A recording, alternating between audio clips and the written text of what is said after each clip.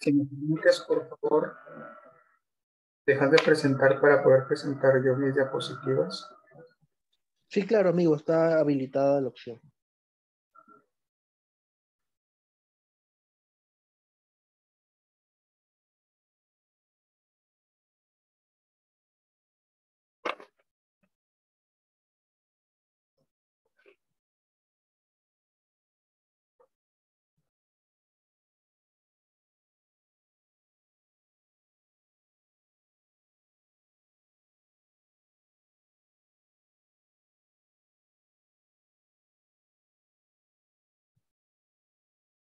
¿Se logran visualizar?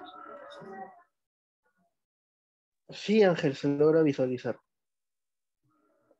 Ya, muy bien. Muchas gracias, Piero, por permitirme poder disertar en esta oportunidad acerca de los delitos contra la vida, el cuerpo y la salud. Todas las demás personas participantes, tengan ustedes muy buenas tardes.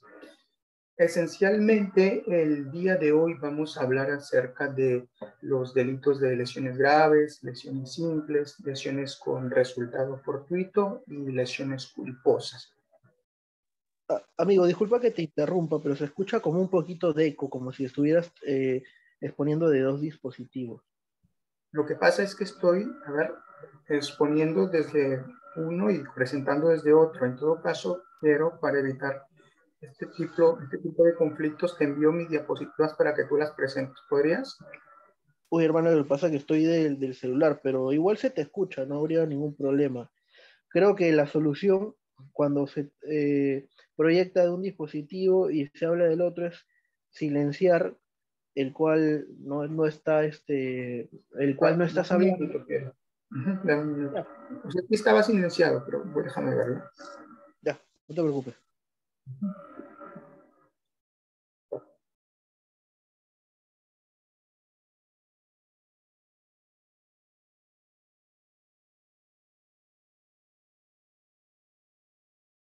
A ver, acepta mi dispositivo porque me salió.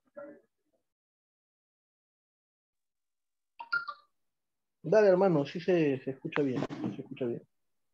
Sí, pero estoy entrando desde mi otro dispositivo. A ver, acéptalo, por favor.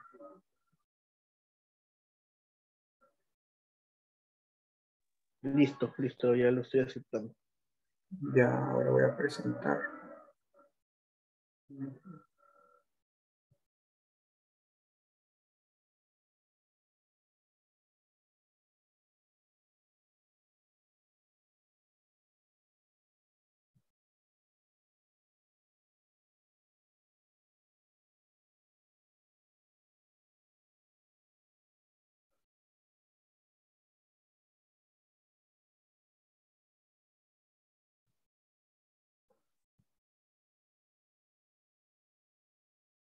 Ya, pero cuando hablo se me escucha doble, pero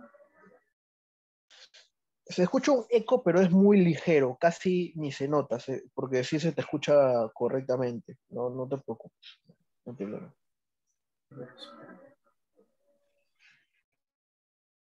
y ahora se me escucha con el eco, Se te escucha correctamente, Ángel. ya sin el eco.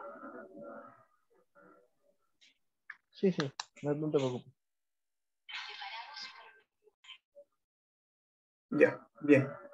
Una vez más, muchas gracias, Piero, por la invitación que me has hecho. En esta oportunidad vamos a hablar acerca de lo que es el delito de lesiones graves, simples, con resultado fortuito y el delito de lesiones culposas.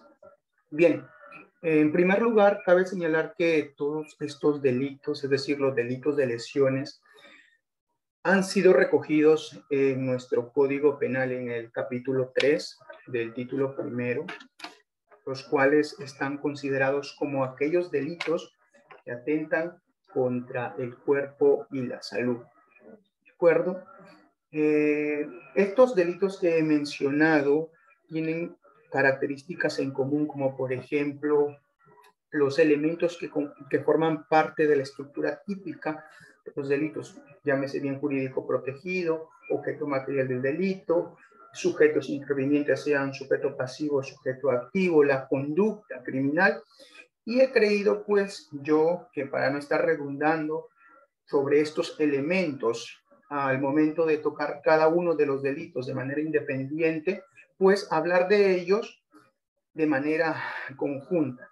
Bien, respecto al bien jurídico protegido en los delitos de lesiones, vamos a encontrar que por la ubicación que le ofrece el Código Penal a estos ilícitos, pues buscaría protegerse, en principio, la integridad física de la persona y la salud de la misma. Sin embargo, los tratadistas han señalado que el bien jurídico a protegerse en sí va a ser la salud, sea física o mental de las personas, ya que la integridad o cualquier ataque a la integridad física o a la integridad mental de la persona traería como efecto una afectación en la salud del ser humano. En ese sentido, cabe preguntarse, ¿qué es la salud?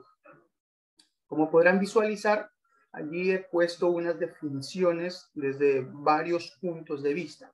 En principio, el profesor Ramiro Salinas Siccha señala que la salud es aquel estado de una persona en el cual ésta puede desarrollar sus actividades, sean actividades físicas, sean actividades psíquicas, en forma natural. Pero el profesor dice, sin la concurrencia de ninguna circunstancia que afecte o que le aflija. En ese orden también la Ley General de Salud, como pueden visualizar, señala que la salud es una condición indispensable del desarrollo humano y medio fundamental para alcanzar el bienestar individual y colectivo, dice la Ley General de Salud en su artículo 1, el título preliminar. Asimismo, la Organización Mundial de la Salud señala que la salud, valga la redundancia, es un estado completo de bienestar físico, mental y social. Y no solamente, dice la OMS, la ausencia de afecciones o enfermedades. La Real Academia Española también define la salud como el estado en el que el ser orgánico, en un estado en el que el ser orgánico ejerce normalmente todas sus funciones. Y por último, en el protocolo del San Salvador, en el artículo 10, se recoge el derecho a la salud de todas las personas, entendida esta, dice el protocolo, como el disfrute del más alto nivel de bienestar físico, mental y social. Entonces, en conclusión, la salud sería, pues, el goce de aquellas circunstancias en donde la persona puede desarrollar todas sus actividades físicas y mentales sin ninguna circunstancia que le pueda afligir. Asimismo, es importante el poder definir la integridad física. Para poder llegar a la definición de la integridad física es importante tener la concepción de la terminología integridad. Y el término integridad deriva del término íntegro, que para la Real Academia Española, íntegro significa que no carece de ninguna de sus partes. Entonces, tomando la definición de la Real Academia Española, pues podemos armar una definición de integridad física, entendiendo que esta hace referencia entonces a que un cuerpo físico tiene que estar compuesto por todas sus partes. Dando una definición de la integridad física, el maestro Rubio Correa Marcial la define como aquella unidad, aquella inseparabilidad, él dice aquella irrepetibilidad que tiene cada ser humano. El profesor señala que cada persona tiene derecho a mantener juntas todas estas partes que son inseparables y que no exista, dice el profesor, ninguna circunstancia que le ocasione daño a una determinada persona por parte de otra persona, sea de manera directa o indirecta.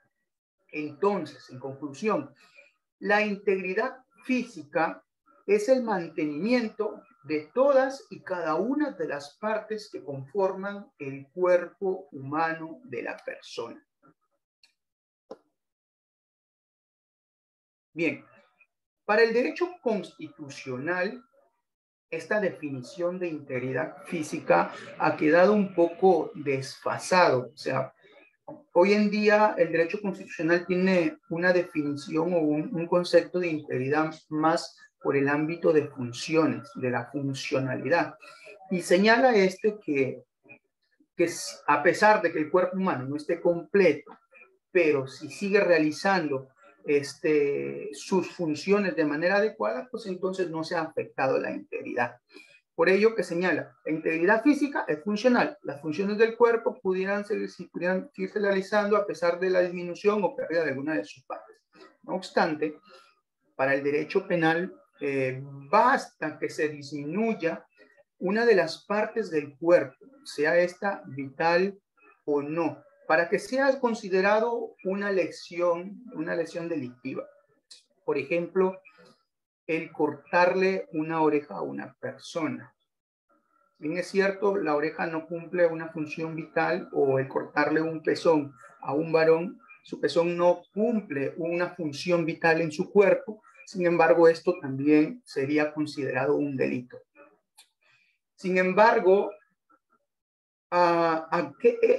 estas partes del cuerpo físico tienen la característica de no ser regeneradas por el propio cuerpo. Pero ¿qué pasa cuando se cortan o se estirpan partes del cuerpo que sí son regenerables? Por ejemplo, el cabello, por ejemplo, las uñas.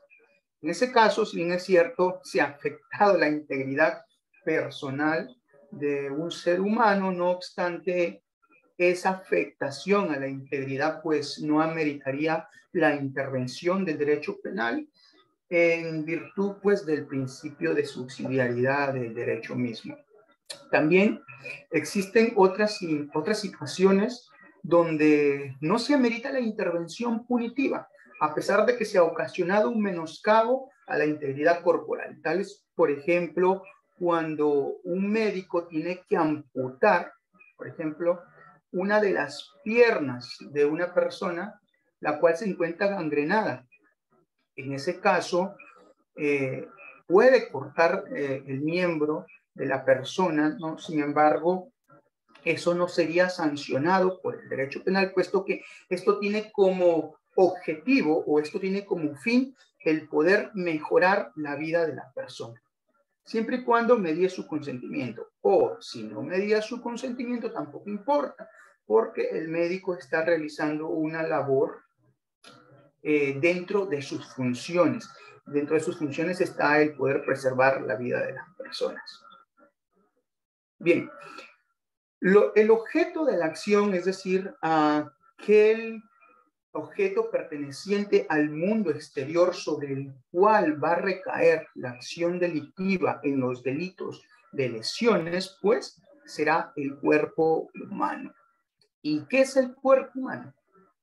El profesor Fernández Cesarego señala que el cuerpo humano es parte orgánica y la parte anatómica de la persona, que comprende en un sentido amplio una estructura psicomática, y en un sentido estricto también comprende la psique, dice el profesor Fernández Cesarego.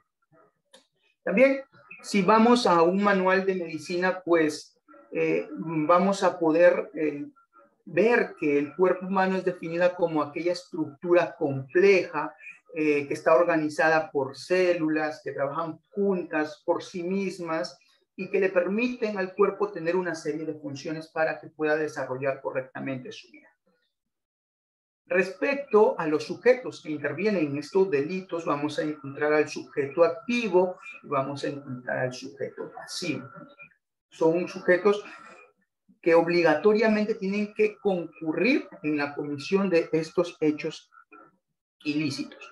El sujeto activo, según la configuración o la estructura típica de los delitos, va a poder ser cualquier persona, dado que los tipos penales no exigen en el sujeto activo una cualificación especial para que éste pueda ser considerado un agente activo, valga la redundancia. Y lo mismo pasa con el sujeto pasivo. Este también puede ser cualquier persona y es aquel que sufre la lesión o la puesta en peligro del bien jurídico protegido por parte del sujeto activo. La conducta criminal. La conducta criminal está constituida por el causar un daño o causar una lesión. ¿En dónde? En el cuerpo o en la salud de la persona. Si nosotros revisamos la guía médico-legal de valoración integral de lesiones corporales, vamos a darnos cuenta que el término lesión y el término daño es el mismo. También si vamos a la definición de la Real Academia Española, vamos a poder darnos cuenta que el término lesión y daño es lo mismo. La Real Academia Española, en el acápite primero y segundo de esta definición, pues entiende a la lesión como un daño o un detrimento corporal. Entonces, jurídicamente se ha de entender que la lesión, el término lesión y el término daño es el mismo. Entonces, la guía médico-legal de valoración integral de lesiones corporales define la lesión o el daño como cualquier alteración somática, física o psíquica, que perturbe, amenace o inquiete la salud de quien la sufre, señala la guía, o limite o menoscabe la libertad del afectado. Como señalé hace un momento, el Código Penal recoge que se debe causar un daño al cuerpo, que es la integridad física, o a la salud de la persona. Es por ello que el profesor Salinas Siccha define cada una de estas situaciones, cuando se causa un daño en la salud o cuando se causa un daño en el cuerpo. El profesor Ramiro señala que causar un daño en el cuerpo o en la integridad física es ocasionar en el sujeto pasivo toda alteración anormal en su estructura física anatómica. El daño en el cuerpo se entiende como cualquier modificación en el organismo, en el exterior, en el cuerpo de la persona. Mientras que el daño en la salud, dice el profesor, el mismo profesor Salinas Siccha, que es la modificación funcional. Entonces, el daño en la integridad física tiene que ver con las modificaciones en el cuerpo y el daño en la salud tiene que ver con las modificaciones funcionales en el organismo.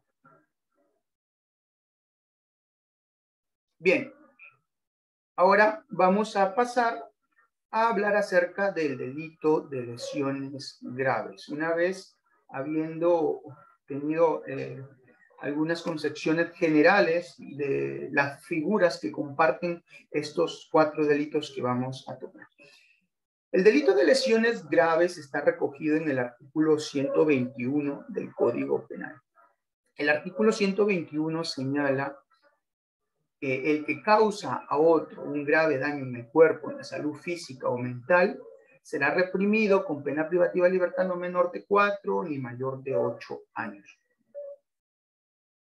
El propio texto normativo establece cuáles son los presupuestos o las situaciones o las circunstancias que tienen que concurrir para que ese comportamiento, esa lesión en el cuerpo, en la salud, sea considerado un daño grave.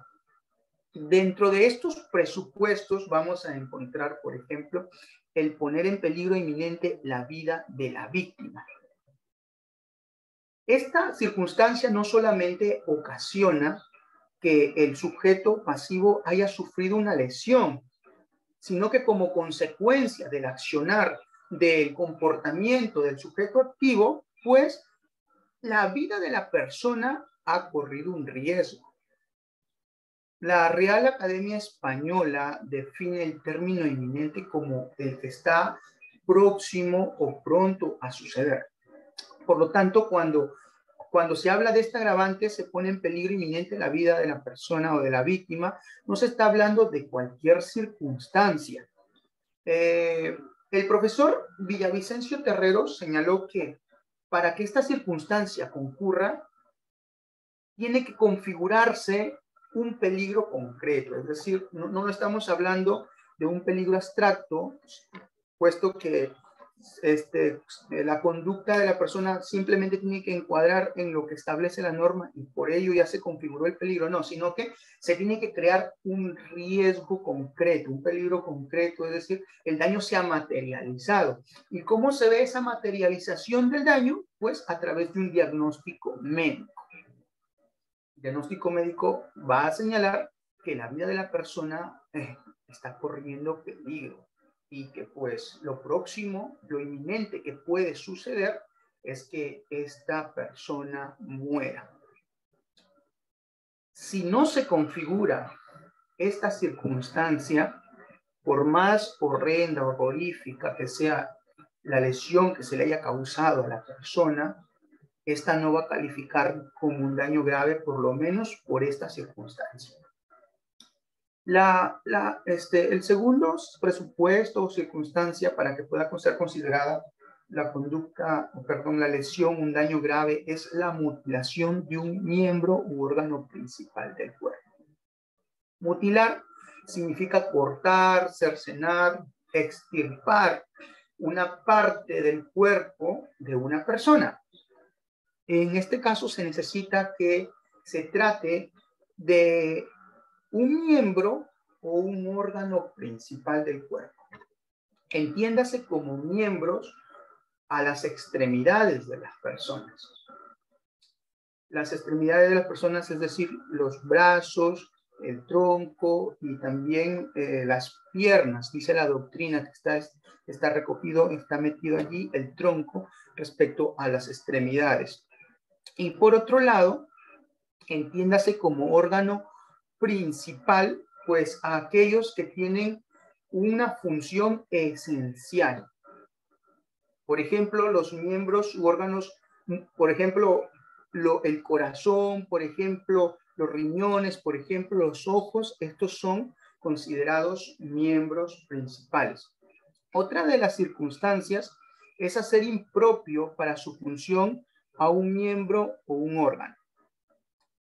Esta agravante, si bien el miembro y órgano principal no ha sido amputado, la conducta ha ocasionado que este órgano o miembro quede o deje de funcionar como estaba funcionando naturalmente. Por ejemplo, la pérdida de la audición provocada por alguna explosión que fue generada por el sujeto activo, o por ejemplo la pérdida de la visión. Otra de las circunstancias es causar incapacidad para el trabajo. Entiéndase la incapacidad como aquella falta, o sea, lo contrario, el antónimo sería la falta de capacidad para poder ejercer algo. En esta circunstancia, pues estamos hablando de ese algo del trabajo. La persona no va a poder ejercer su trabajo como antes lo podía hacer. El trabajo no tiene que entenderse necesariamente como el resultado del ejercicio de una profesión, ¿no? Sino que también el trabajo tiene que entenderse a lo cotidiano que podía realizar la persona, ¿no? Si bien es cierto, por ejemplo, la persona era un cargador de bultos, eso no es considerado una profesión, pero sí es parte del trabajo de la persona. Entonces, si se le incapacita para poder realizar esas funciones, también estaría concurriendo esta agravante. La siguiente agravante es la invalidez permanente. Esta se produce cuando, a consecuencia de la lesión grave, se le impide a la persona el poder desenvolverse por sí misma y realizar sus actividades básicas. A diferencia de lo otro, en la incapacidad por el trabajo, la persona únicamente está capacitada para realizar su trabajo. Aquí no. Aquí, en la invalidez permanente, la persona no va a poder desarrollarse por sí misma, sino que necesariamente va a tener que recurrir a otra persona para poder realizar sus actividades básicas, sus actividades cotidianas, o no solamente a otra persona, sino a algún medio electrónico para que éste le pueda ayudar a poder realizar las actividades que antes de la lesión podía realizar con total normalidad. Otras de las circunstancias que tiene que configurarse para que pueda ser considerado la lesión como grave es la anomalía psíquica permanente. El profesor Salinas Siccha define la anomalía psíquica permanente como toda alteración, perturbación, como todo trastorno de las facultades mentales de las personas. Otra de las agravantes que está recogido por el Código Penal es la desfiguración grave y permanente, dice la norma. Esta hace referencia a los daños corporales que puedan ocasionarse en el aspecto, en el físico de la persona, que le dan una apariencia pues no estética. El profesor Villavicencio Terrero señala que esta modificación va a ser grave cuando sea profunda y considerablemente afecte la estética de las personas, y no necesariamente tiene que estar en el rostro de la persona, sino que puede estar en cualquier otra parte del cuerpo. La norma también señala que otra de las circunstancias es que requiera de 20 días o más de asistencia o descanso médico. La asistencia facultativa que señala la norma es el número de veces en que la víctima acude a sus sesiones con el médico. Y el descanso médico legal, pues, es el tiempo aproximado en que la víctima va a poder recuperarse de las lesiones que ha sufrido. En este caso, si sobrepasan los 19 días, en este caso, si es de 20 días para arriba o más, pues también se configuraría las lesiones graves. Otra de las circunstancias es la afectación psicológica por presenciar otro delito. En este caso, el sujeto activo le obliga al sujeto pasivo a presenciar cualquier otro delito. Por ejemplo, un homicidio, por ejemplo, otra lesión, por ejemplo, una violación, y el presenciar aquel delito, pues le ocasiona a la víctima una afectación, sea una afectación emocional, cognitiva o conductual, que están dentro de las afectaciones psicológicas que se le puedan producir a las personas. Asimismo, también otra de las circunstancias es que se le cause a la víctima la muerte y el agente pudo haber preveído el resultado.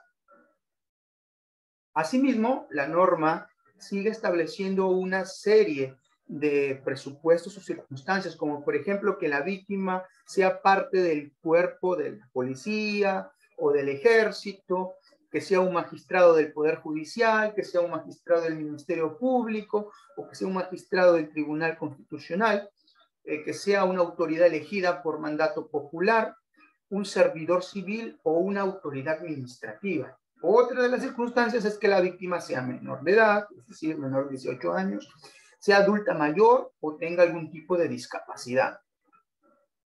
Otra de las agravantes es que el delito se hubiera realizado con ensañamiento, es decir, causándole un daño innecesario a la víctima, o se haya realizado con alevosía, es decir, se haya cometido el delito traicionando la confianza, en este caso del sujeto pasivo que va a ser la víctima.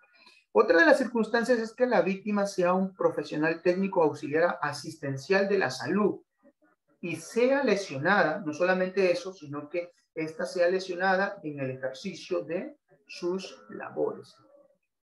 Cuando se produce la muerte dentro de estas circunstancias, ya que agravan el tipo básico, la pena siempre va a ser incrementada. Bien, por otro lado tenemos el delito de lesiones leves. El delito de lesiones leves está recogido en el artículo 122 del Código Penal. Y este artículo en su numeral 1 señala que el que causa a otro lesiones en el cuerpo o en la salud físico-mental que requiera, y también establece una serie de circunstancias, como las lesiones graves.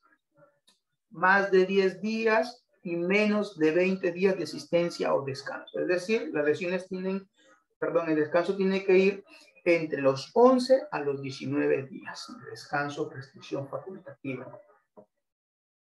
Tiene que habérsele causado a la víctima un daño psíquico de nivel moderado, o si no se le ocasionó la muerte a la víctima, o también, así como en las lesiones graves, la víctima es miembro de la policía o es militar ya, pero estas condiciones se sujetan a la condición establecida en el numeral número 1 sobre el descanso médico, es decir, entre los 11 y 19 días.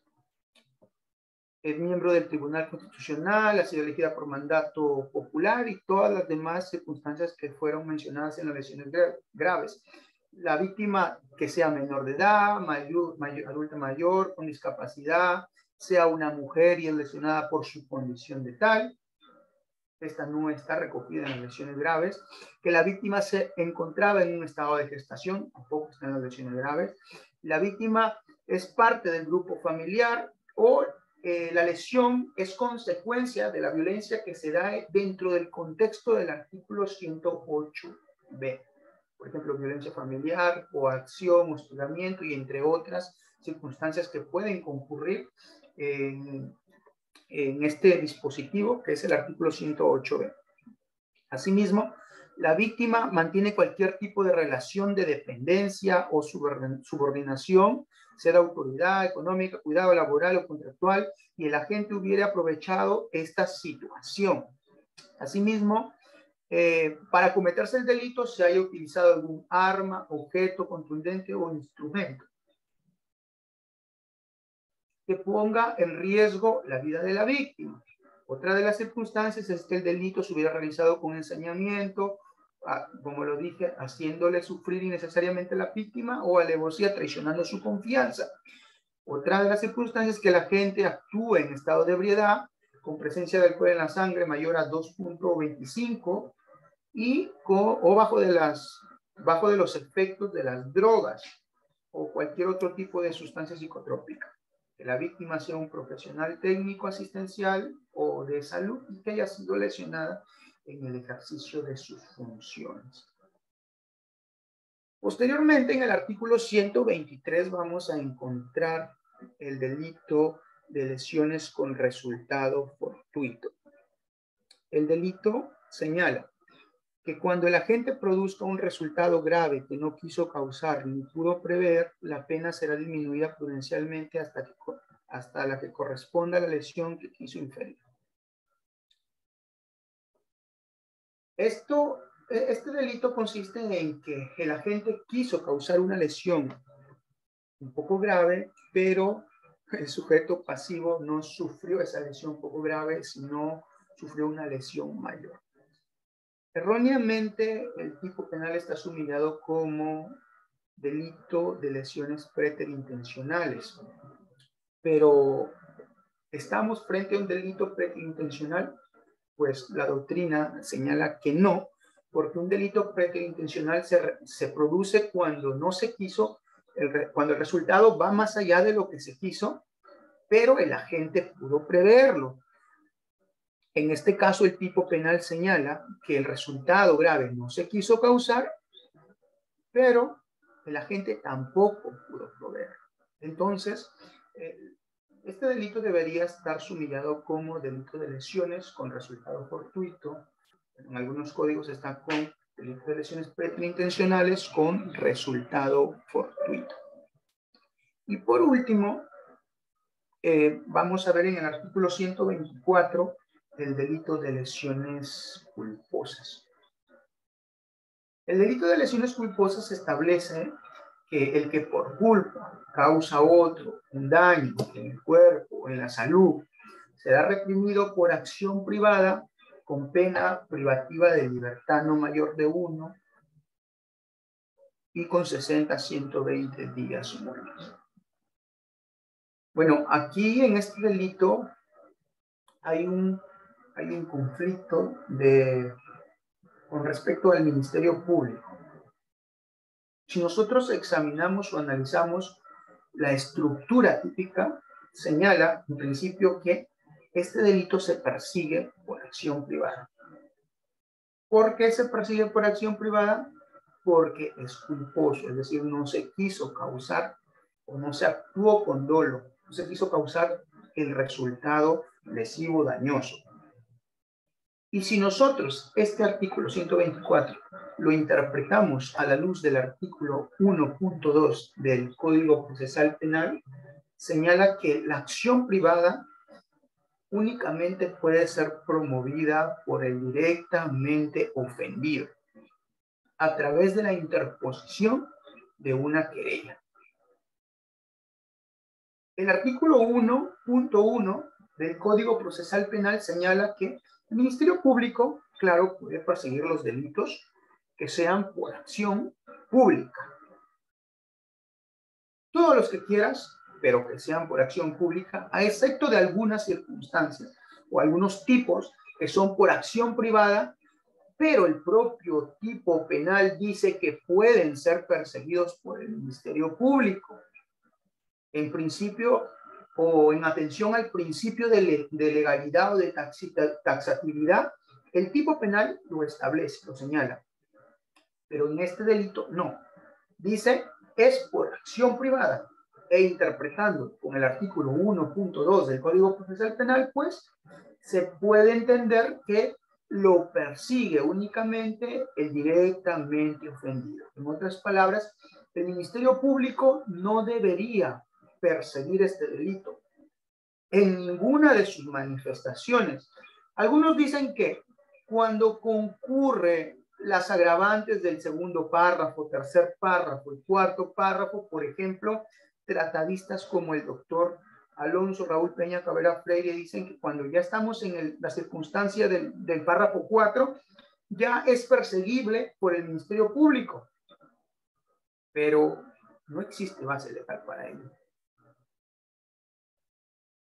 Ni la Corte Suprema se ha pronunciado respecto a ello. Es más, no se puede tratar el párrafo cuarto, el párrafo segundo, el párrafo tercero de manera independiente al primer párrafo. Porque para que sea considerado ese un tipo penal, tiene que tener la estructura del delito. Señalarme cuál es la conducta, quién es el sujeto activo pasivo, sea de manera tácita o sea de manera expresa, pero lo contiene allí. Sin embargo, el párrafo segundo, el párrafo tercero y el párrafo cuarto no son más que simples agravantes de la pena del párrafo primero. Son situaciones que agravan la primera situación, la situación base. Por lo tanto, no se podrían aplicar de manera independiente y decir, oye, cuando concurrió, por ejemplo, cuando se produjo la lesión, haciendo uso de un instrumento automotor, un vehículo automotor, pues eso sí va a ser perseguido por el Ministerio Público. ¿Por qué? Porque es parte del párrafo tercero o cuarto del tipo penal. Y solamente el párrafo primero está afectado por la persecución privada. Eso es una interpretación equivocada.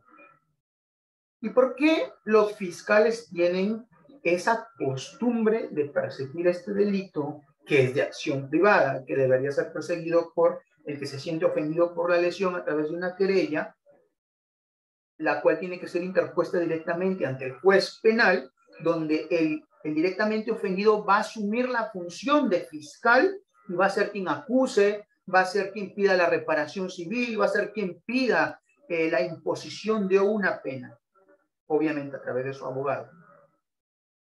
Entonces, cuando estemos frente a este delito, no debería el Ministerio Público perseguir. ¿Pero por qué lo hace? Anteriormente, en el año 2002, pueden visualizar allí, la ley 27.753 señalaba que en los delitos de lesiones culposas, la acción penal se podía promover de oficio. Pero lo decía literalmente. Dice, el que por culpa le causa a otro un daño en el cuerpo o en la salud será reprimido por acción privada con pena privativa de libertad no mayor de 1 y con 60 a 120 días. Punto. Y continúa. La acción penal se promoverá de oficio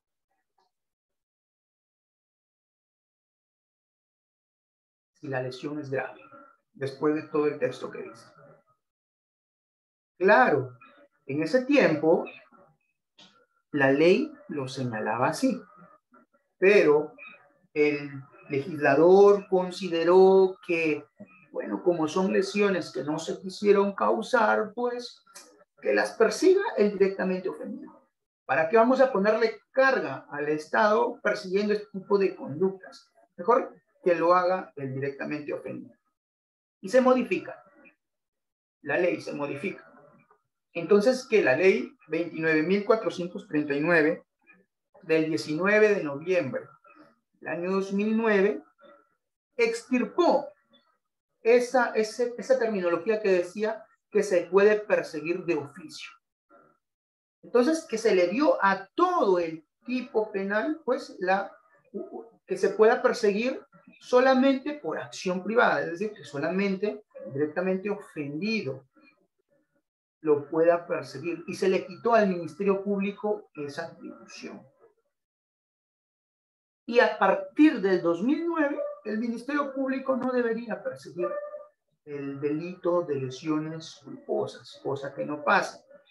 Cada vez que hay un accidente de tránsito, la policía interviene, le da parte del Ministerio Público, y si la persona pues tuvo algún tipo de lesión, lesiones culposas, delito. Bueno, acaban en un principio de oportunidad, pero el asunto es que la norma dice una cosa y se hace otra distinta.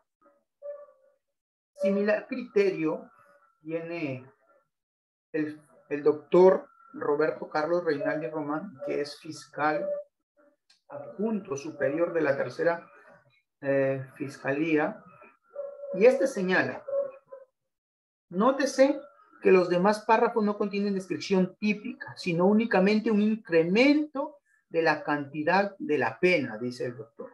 Luego, si el tipo legal de lesión culposa solo es perseguible por acción privada, el proceso no puede ser uno común, dice. Ni el fiscal está legitimado para la persecución, ya que no es titular de la acción penal privada. No hay otra forma de interpretar, sin exceder el marco normativo, que el caso de lesiones culposas graves, la acción penal es pública, pues por el principio de reserva de la ley, el legislador ha destinado expresamente la titularidad de la acción a un particular, dice, y no la ha destinado al Estado. Bueno, postura que mi persona también comparte. No comparto la postura de los tratadistas, como el doctor Peña Cabrera Freire, que dice que lo que está en el tercer párrafo, cuarto párrafo, tiene que ser perseguido. Estoy dispuesto a cambiar mi postura si encuentro una base legal donde me diga que el Ministerio Público por esas causas sí puede perseguir el delito de lesiones culposas, pero mientras tanto no lo señale, pues la ley es la que tiene que prevalecer. Igual postura, esa postura la mencioné en un artículo que pude publicar en Gaceta Jurídica, denominado La imposibilidad del Ministerio Público para poder perseguir el delito de lesiones culposas en el Perú. Bueno, eso ha sido todo por el día de hoy, y le doy gracias a todos ustedes por haberme brindado su tiempo y prestado su atención.